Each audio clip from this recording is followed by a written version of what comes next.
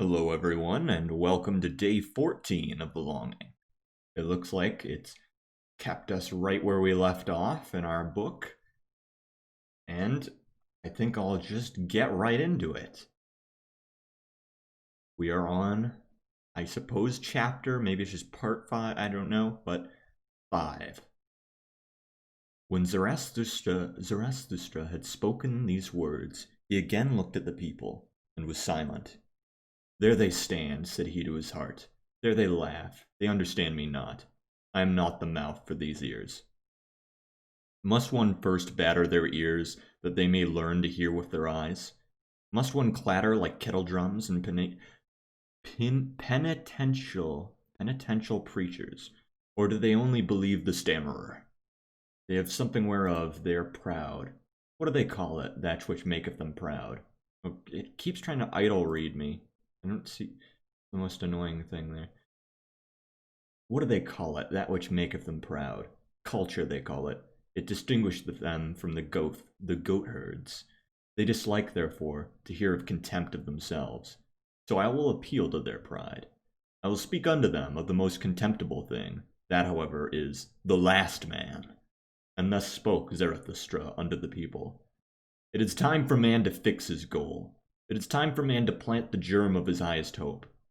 Still is his soil rich enough for it, but that soil will one day be poor and exhausted, and no lofty tree will any longer be able to grow thereon. Alas, there cometh the time when man will no longer launch the arrow of his longing beyond man, and the string of his bow will have unlearned to whiz. I tell you, one must still have chaos in one to give birth to a dancing star. I tell you, ye have still chaos in you. Alas, there cometh the time when man will no longer give birth to any star. Alas, there cometh the time of the most despicable man, who can no longer despise himself. Lo, I show you the last man. What is love? What is creation? What is longing? What is a star? So asketh the last man and blinketh. The earth hath then become small, and on it there hoppeth the last man who maketh everything small. His species is ineradicable, like that of the ground flea. The last man liveth longest. We have discovered happiness, says the last man, and blink thereby. They have left the regions where it is hard to live, for they need warmth. One still loveth one's neighbor, and rubbeth against him, for one needeth warmth. Turning ill and being distrustful, they consider sinful. They walk warily. He is a fool who still stumbleth over stones or men. A little poison now and then, that maketh pleasant dreams, and much poison at last for a pleasant death. One still worketh, for work is a pastime, but one is careful lest the pastime should hurt one. One no longer becometh poor or rich, both are too burdensome. Who still wanteth to rule? Who still wanteth to obey? Both are too burdensome. No shepherd in one herd. Every one wanteth the same, every one is equal. He who hath other sentiments goeth voluntarily into the madhouse. Formerly all the world was insane, say the subtlest of them, and blink thereby. They are clever, and know all that hath happened, so there is no end to their raillery. People still fall out, but are soon reconciled, otherwise it spoileth their stomachs.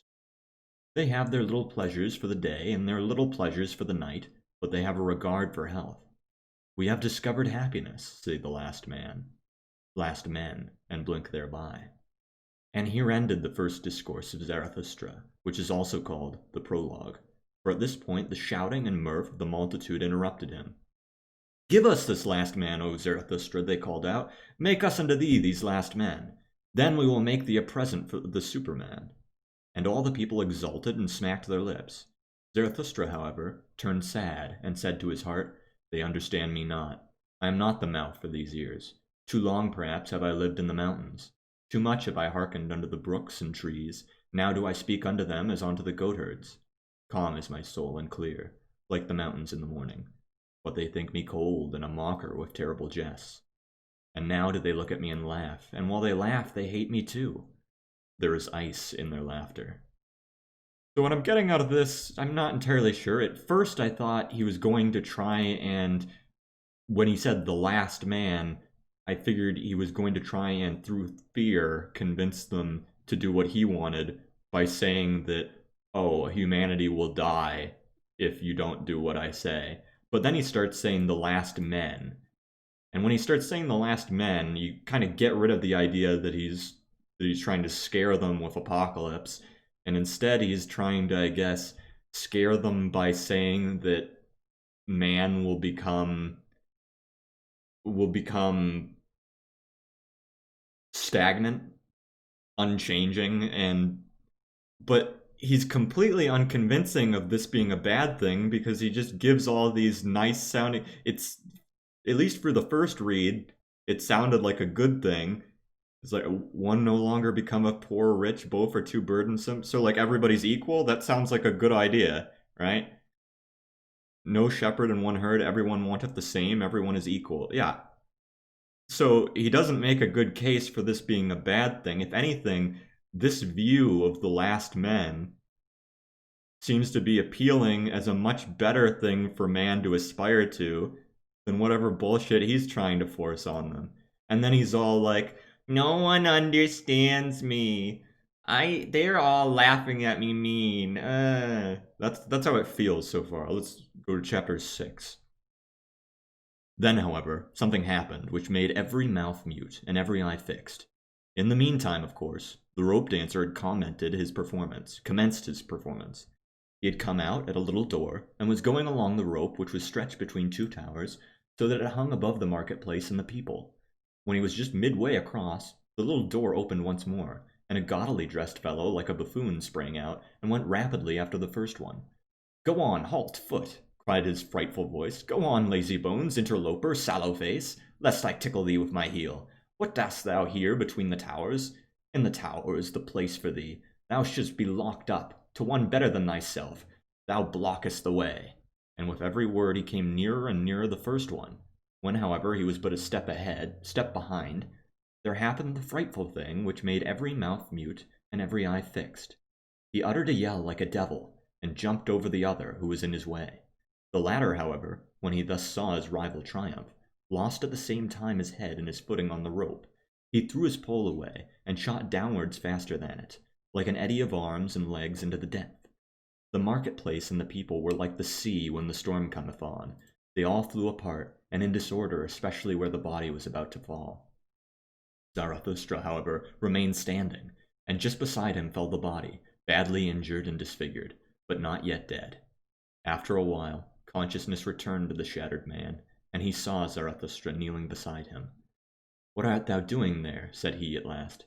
"I knew long ago that the devil would trip me up. Now he draggeth me to hell. Wilt thou prevent him?" "On mine honor, my friend," answered Zarathustra. "There is nothing of all that whereof thou speakest. There is no devil and no hell. Thy soul will be dead even sooner than thy body. Fear therefore nothing any more." The man looked up distrustfully. "If thou speakest the truth," said he, "I lose nothing when I lose my life.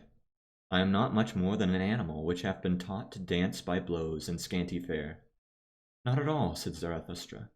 "Thou hast made danger thy calling. Therein there is nothing contemptible. Now thou perishest by thy calling. Therefore will I bury thee with mine own hand." When Zarathustra had said this, the dying one did not reply further, but he moved his hand as if he sought the hand of Zarathustra in gratitude. So from that chapter, it seems like this Zarathustra comforts a dying man, and everyone around besides Zarathustra doesn't want to. And it seems like they're trying to make, by foiling Zarathustra against everybody else being unwilling to help a dying man, they're trying to make him look like a good dude. But this stuff doesn't really have anything to do with what he was saying before. It's just a completely separate thing happening. But let's see how it goes. 7. Meanwhile, the evening came on, and the marketplace veiled itself in gloom. Then the people dispersed, for even curiosity and terror became fatigued. Zarathustra, however, still sat beside the dead man on the ground, absorbed in thought, so he forgot the time. But at last it became night, and a cold wind blew upon the lonely one. Then arose Zarathustra, and said to his heart, Verily, a fine catch of fish hath Zarathustra made today. Oh, what an asshole! He's just like, haha, they saw that I was a good guy that time, and now everyone's gonna follow me. It is not a man he hath caught, but a corpse. Okay, never mind. Never mind. I'm just being an asshole to Zarathustra. Somber is human life, and as yet without meaning. A buffoon may be faithful to it. I want to teach men the sense of their existence, which is the Superman, the lightning out of the dark cloud, man. But still, am I far from them? And my sense speaketh not unto their sense? To men I am still something between a fool and a corpse. Gloomy is the night, gloomy are the ways of Zarathustra. Come, thou cold and stiff companion, I carry thee to the place where I shall bury thee with mine own hands. That was short. 8. When Zarathustra had said this to his heart, he put the corpse upon his shoulders and set out on his way. Yet had he not gone 100 steps, when there stole a man up to him and whispered in his ear, and lo, he that spake was the buffoon from the tower. Leave this town, O Zarathustra, said he. There are too many here who hate thee. The good and just hate thee, and call thee their enemy and despiser. The believers in the orthodox belief hate thee, and call thee a danger to the multitude. It was thy good fortune to be laughed at, and verily thou spakest like a buffoon. It was thy good fortune to associate with a dead dog. By so humiliating thyself, thou hast saved thy life today. Depart, however, from this town, or tomorrow I shall jump over thee, a living man over a dead one. And when he said this, the buffoon vanished. Zarathustra, however, went on through the dark streets. At the gate of the town, the grave-diggers met him. They shone their torch on his face, and recognizing Zarathustra, they sorely derided him. Zarathustra is carrying away the dead dog. A fine thing that Zarathustra have turned a grave-digger, for our hands are too cleanly for that roast.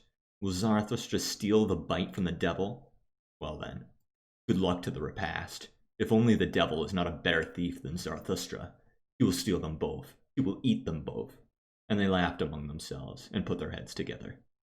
Zarathustra made no answer thereto, but went on his way. When he had gone on for 2 hours past forests and swamps, he had heard too much of the hungry howling of the wolves, and he himself became hungry. So he halted at a lonely house, in which a light was burning. Hunger attacketh me, said Zarathustra, like a robber. Among forests and swamps my hunger attacketh me, and late in the night. Strange humours hath my hunger. Often it cometh to me only after a repast, and all day it hath failed to come. Where hath it been? And thereupon Zarathustra knocked at the door of the house. An old man appeared, who carried a light, and asked, Who cometh unto me and my bad sleep? A living man and a dead one, said Zarathustra. Give me something to eat and drink. I forgot it during the day. He that feedeth the hungry refresheth his own soul, saith wisdom. The old man withdrew, but came back immediately, and offered Zarathustra bread and wine. A bad country for the hungry, said he. That is why I live here.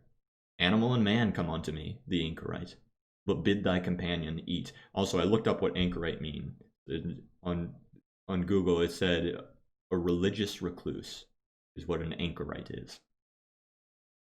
But bid thy companion eat and drink also. He is warier than thou. Zarathustra answered, My companion is dead. I shall hardly be able to persuade him to eat. That doth not concern me, said the old man sullenly. He that knocketh at my door must take what I offer him. Eat, and fare ye well. Thereafter, Zarathustra again went on for 2 hours, trusting to the path and the light of the stars, for he was an inexperienced night walker, and liked to look into the face of all that slept. When the morning dawned, however, Zarathustra found himself in a thick forest, and no path was any longer visible. He then put the dead man in a hollow tree at his head, for he wanted to protect him from the wolves, and laid himself down on the ground and moss, and immediately he fell asleep, tired in body, but with a tranquil soul. Really want to read the next chapter. I'm going to do that now. I'm going to just read one more chapter. Long slept Zarathustra, and not only the rosy dawn passed over his head, but also the morning. At last, however, his eyes opened, and amazedly he gazed into the forest and the stillness. Amazedly he gazed into himself. Then he arose quickly, like a seafarer who all at once seeketh the land. And he shouted for joy, for he saw a new truth. And he spake thus to his heart, A light hath dawned upon me. I need companions, living ones, not dead companions and corpses, which I carry with me where I will. But I need living companions, who will follow me because they want to follow themselves, and to the place where I will. A light hath dawned upon me, not to the people is Zarathustra to speak, but to companions. Zarathustra shall not be the herd's herdsman and hound. To allure many from the herd, for that purpose I have come. The people and the herd must be angry with me. A robber shall Zarathustra be called by the herdsmen. Herdsmen, I say, but they call themselves the good and just. Herdsmen, I say, but they call themselves the believers in the orthodox belief. Behold the good and just. Whom do they hate most? Him who breaketh up their table of values, the breaker, the lawbreaker. He, however, is the creator. Behold the believers of all beliefs. Whom do they hate most? Him who breaketh up their tables of values, the breaker, the lawbreaker. He, however, is the creator. Companions the creator seeketh, not corpses, and not herds or believers either. Fellow creators the creator seeketh, those who grave new values on new tables. This reminds me of a video I saw that was talking about Berserk and saying stuff about whether or not certain characters were in alignment with Nietzsche beliefs from Nietzsche and all that stuff. And this particular thing reminds me of how Griffith is all like, I only want friends who are also have their own dreams and stuff. Maybe I'm missing it and that has nothing to do with anything, but that's just what I was thinking of. Companions the creator seeketh, and fellow reapers, for everything is ripe for the harvest with him. But he lacketh the 100 sickles, so he plucketh the ears of corn and is vexed. Companions the creator seeketh, and such as know how to whet their sickles. Destroyers will they be called, and despisers of good and evil. But they are the reapers and rejoicers. Fellow creators Zarathustra seeketh, fellow reapers and fellow rejoicers Zarathustra seeketh. What hath he to do with herds and herdsmen and corpses? And thou, my first companion, rest in peace. Well have I buried thee in thy hollow tree. Well have I hid thee from the wolves. But I part from thee. The time hath arrived. Twixt rosy dawn and rosy dawn there come unto me a new truth. I am not to be a herdsman. I am not to be a gravedigger. Not any more will I discourse unto the people. For the last time have I spoken unto the dead. With the creators, the reapers, and the rejoicers will I associate. The rainbow will I show them, and all the stairs to the Superman. To the lone dwellers will I sing my song, and to the twain dwellers, and unto him who hath still ears for the unheard, will I make the heart heavy with my happiness. I make for my goal, I follow my course, over the loitering and tardy will I leap. Thus let my ongoing be their downgoing. I really don't like Zarathustra. He reads to me like a really self-absorbed, know-it-all, arrogant kind of guy who just is like, I have discovered everything, and anyone who doesn't believe me is an asshole. And they're just following the status quo. But I'm better than that, and I'm going to surpass them. The little things they want, like peace and harmony, are nothing to me. They're stupid and evil, and I'm the best. That's how it feels. But I'm still very interested, and I am really enjoying being able to read this and really put my all into it. It's fun. See you next time.